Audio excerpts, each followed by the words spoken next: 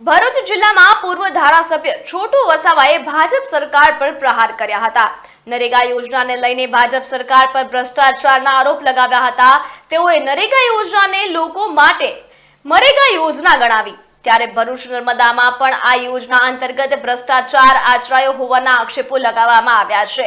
આ ઉપરાંત મંત્રી બચુ ખાબડના રાજીનામાની પણ માંગ કરાઈ છે। છોટુ વસાવાએ કહ્યું છે કે બચુ ખાબડ નર્મદા જિલ્લાના પ્રભારી મંત્રી હતા, ત્યારે તે સમયે કૌભાંડ આચર્યું હતું। આ જે નરેગા યોજના છે એની અંદર જે ભ્રષ્ટાચાર થયો છે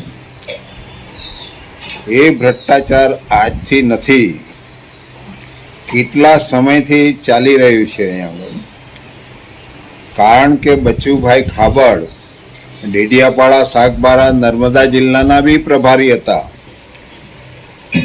અને જેટલી જગ્યાએ આ નરેગા યોજના ચાલી છે આ ગુજરાતની અંદર એ તો ગરીબો માટે મરેગા યોજના બનાવી દીધી છે અને નેતાઓ માટે જીવવા માટેની યોજના બનાવી દીધી છે એવું લાગે છે। તો સરકારે આના પર ધ્યાન આપીને